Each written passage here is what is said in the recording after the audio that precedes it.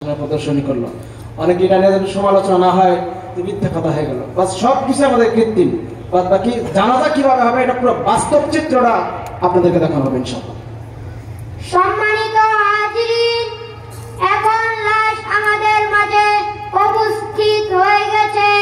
আমরা সকলে কাঁধ সোজা করে দাঁড়িয়ে যাই।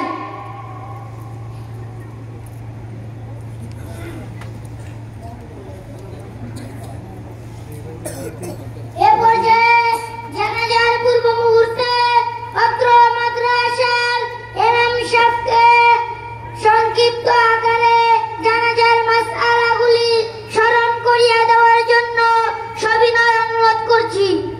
মাশাআল্লাহ।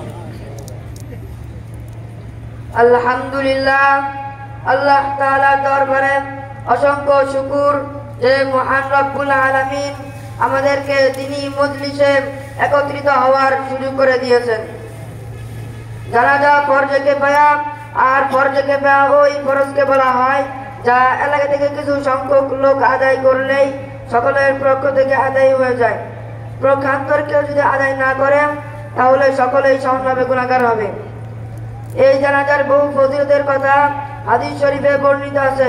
রাসূলুল্লাহ সাল্লাল্লাহু আলাইহি ওয়াসাল্লাম বললেন, যে ব্যক্তি জানাজা করে সে এক রাত সওয়াবের অধিকারী হবে, আর যে ব্যক্তি জানাজা সম্পন্ন করে কবরস্থ পর্যন্ত সেখানে থাকলো সে 2 কিরাত সওয়াব পেল।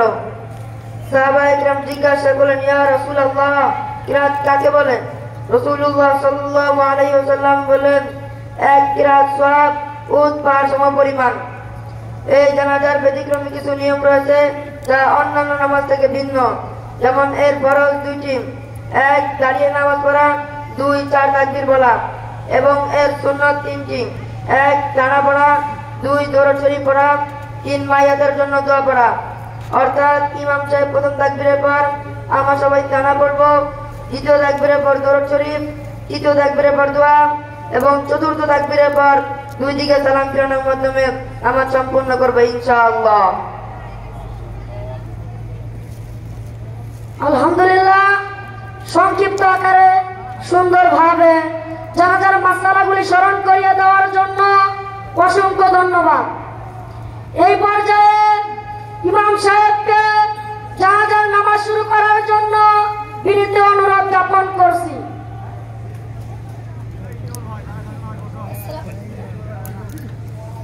আসসালামু আলাইকুম ওয়া রাহমাতুল্লাহি ওয়া বারাকাতুহু। আলহামদুলিল্লাহ, এখন জানাজা শুরু হবে। আমরা যারা আরবিতে নিয়ত পারি এইভাবে বলবো, নাওয়াইতু আন ওয়া'তি লিল্লাহি তাআলা আরবা'a তাকবীরাতি সালাতিল জানাজাতি ফরদিল কিফায়াতি আসসালামু লিল্লাহি তাআলা والصلاة على النبي والدعاء لهذا الميت متوجها إلى جهة الكعبة الشريفة الله أكبر। আর আমরা যারা বাংলাতে নিয়ত করব এইভাবে বলবো, জানাজা নামাজ ফরজে কিফায়া 4 তাকবীরের সহিত কিবলামুখী হইয়া এই মাইয়াতের জন্য এই ইমামের পিছনে আদায় করতেছে আল্লাহু আকবার। আমরা সকলে নিয়ত করি।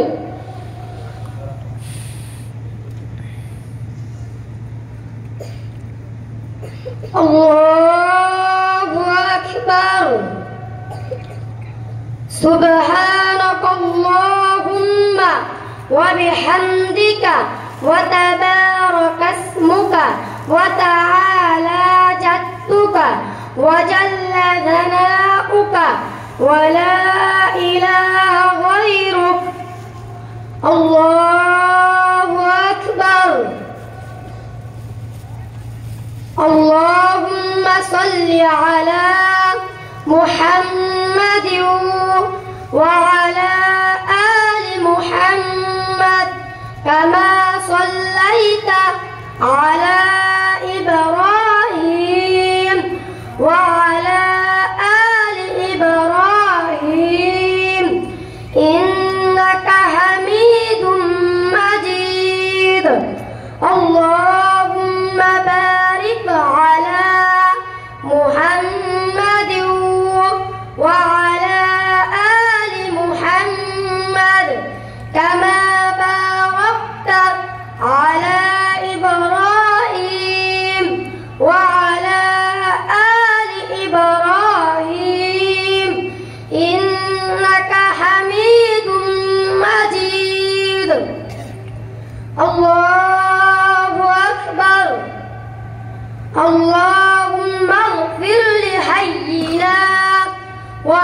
وميتنا وشاهدنا وغائبنا وصغيرنا وكبيرنا وذكرنا وأنثانا اللهم من أحييته منا فأحيه على الإسلام وما توفيته منا فتوفه على الإيمان الله أكبر السلام عليكم ورحمة الله السلام عليكم ورحمة الله আলহামদুলিল্লাহ জানাজা সম্পূর্ণ হয়েছে এখন আমরা লাশ নিয়ে দাফন করব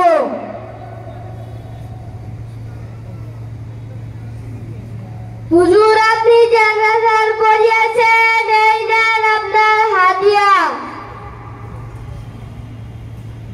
জানাজা পড়িয়ে হাদিয়া নেওয়া জায়েজ নেই সকলে আওয়াজ দিয়ে বলি মাশাআল্লাহ বলি আলহামদুলিল্লাহ। সম্মানিত ভাইরা, দেখেছেন আজকে আমাদের এই চিত্র। আপনার জীবনের শেষ বিদায়ের সময় যদি এরকম একটা সন্তান আপনার ঘরে থাকে, সত্যি করে বলুন তো দেখি কেমন লাগবে? আপনার সন্তান যেদিন আপনার লাশের পাশে দাঁড়িয়ে যেদিন জানাজার নামাজ পড়াবে, এর চাইতে সৌভাগ্যবান ব্যক্তি আর আকাশের নিচে জমিনের উপরে একটাও হতে পারে না। কথা বলেন ঠিক কিনা? এই জন্য ভাই আপনাদের সন্তানদেরকে মাদ্রাসা দেওয়া রাজি আছে তো ইনশাআল্লাহ? মাদ্রাসা পায়ে ঠকবেন না ভাই, ঠকবেন না। দুনিয়াতেও জিতবেন, আখিরাতেও জিতবেন ইনশাআল্লাহ। আল্লাহ তাআলা যেন আমাদের সন্তানদেরকে মাদ্রাসায় পড়িয়ে হক্কানি আলেমে রব্বানি বানানোর তৌফিক দান করুন সকলে, আমিন। ভাই রাস্তা